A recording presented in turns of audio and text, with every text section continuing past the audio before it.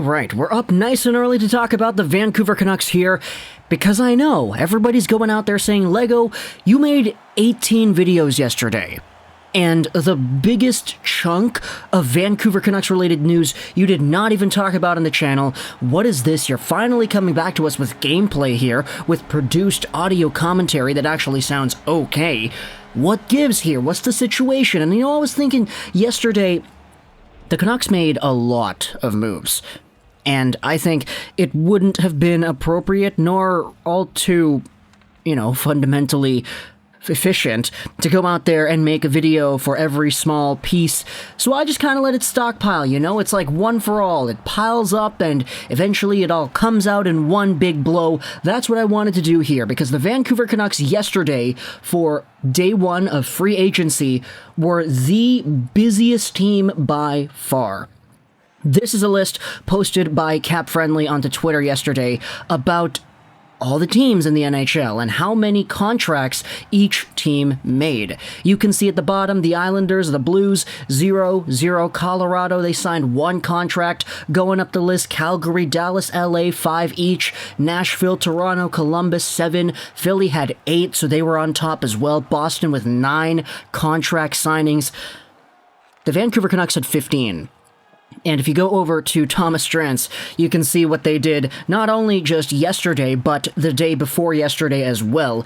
18 contracts in 48 hours. So that's 3 extensions for players that were already here, Bailey, Sutter, Hamonic, 1 entry-level contract in Klimovich, and 13 signed standard player contracts for new players, plus the RFA extension for Connor Garland. So what we're going to be doing is going over all of these things, 18 different individual things right here, and just give my own thoughts, because Jim Benning, even though he hasn't made any trades, he has still been busy, really aggressive, going out there trying to do everything he can to pretty much put the Vancouver Canucks in playoff contention for next season. You could debate as to whether or not, the plan shouldn't be playoffs next year. The plan should be Stanley Cup contention for the next, 5+ years after 2024 or something. It's all up to you whether or not long-term sacrifices should be made for short-term gains and whether or not that is valuable. But let's go over to the individual one on this 18 contract list. Connor Garland RFA rights. So we spoke about this the previous day alongside of the OL Armia thing, that Connor Garland's contract, if this pans out, if this guy comes over here, he continues with the same amount of success that he had in Arizona. 25 years old, just under a point per game, all-round offensive contributor. This is going to be a steal of a contract, just under $5 million for the next 5 seasons until he's 30. If this is a 65, 70-point player for $5 million, then hey, that is a steal. Growing up alongside of the young core with Bo, with Brock, with Petey, and all of them, Connor Garland, drafted in 2015, actually was an overager in that draft. He was eligible for 2014, but he had been passed over. So that's kind of the age range that he is in when it comes to his, standing with the team and the rest of the youthful exuberance that the Vancouver Canucks display. Let's go over onto the other individual contract, Danila Klimovich's ELC. This is a really interesting story right here because it actually came out on Twitter earlier in the week that Danila Klimovich, the Vancouver Canucks second-round pick from the 2021 NHL Entry Draft, that really wasn't supposed to go anywhere in the second round, but that the Vancouver Canucks went out there and actually took. This guy wants to come over and try to make the NHL right away. He has been super enthusiastic as to going out there and coming over from Belarus and getting that first step.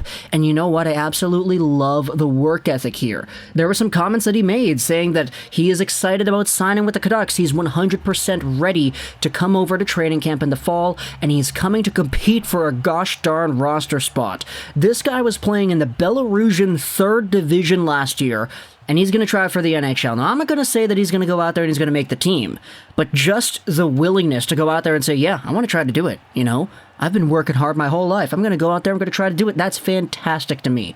Benning says the Canucks have signed Klimovich so quickly after the draft to be able to control where he plays going forward, whether it's in North America or in the KHL.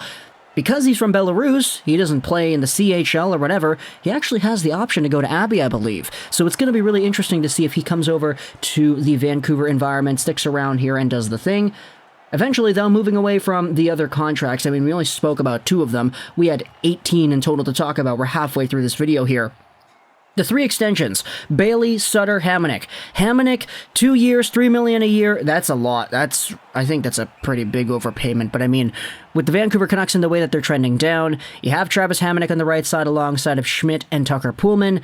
This right side, man, oh boy, I don't know, it's kind of giving me the goosebumps. It's kind of setting off my spidey sense in a weird way. I really hope they play a lot better than my mind is projecting towards them being able to play, but you know what? That is just me. Luke Schenn coming over here also helps out as well, which is something that we did speak about at the Oval the other day too, so you can get my opinions on that. That's a pretty cheap contract that I like a lot.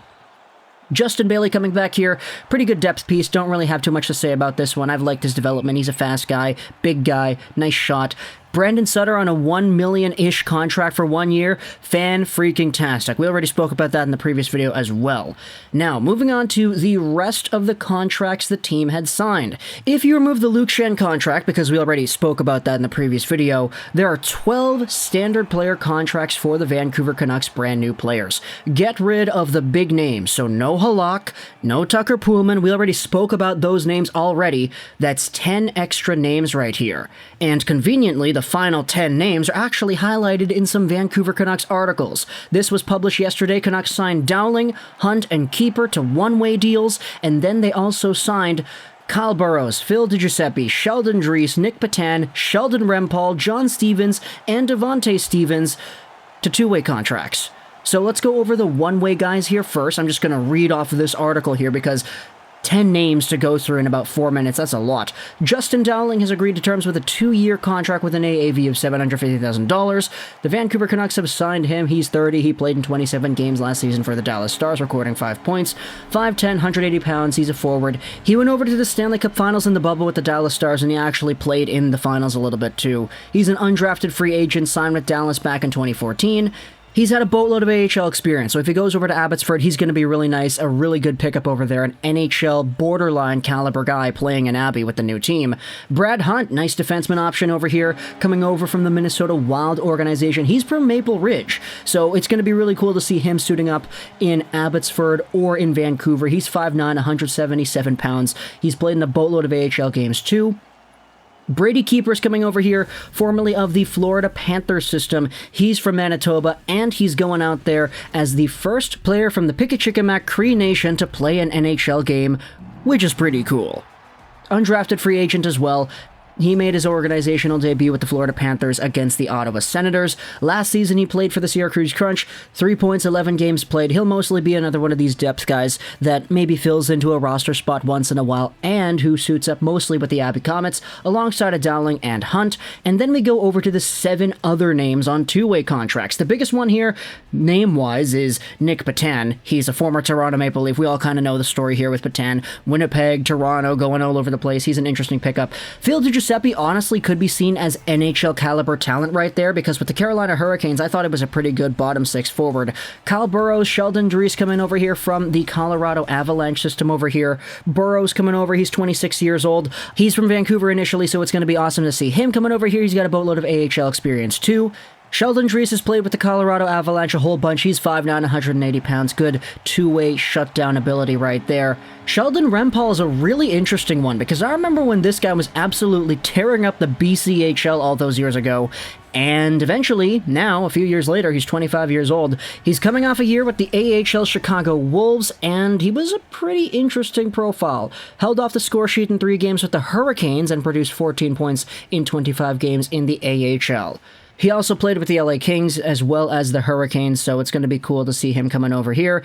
John Stevens is a guy that came over, also an AHL guy, 6'2", 205 from New Jersey. Also played at Northeastern University, so there's a little bit of an Easter egg there. And finally, we have Devontae Stevens as well. He's 24, played in the AHL, played in the ECHL. He's from White Rock, BC, so just before the border there. That pretty much wraps it up. So the Vancouver Canucks signed 7 guys that are most likely going to be AHL depth, building up for the Abbotsford Comets. A lot of these guys have significant AHL experience, so we're going to go over there and probably see an Abbey team that does pretty well.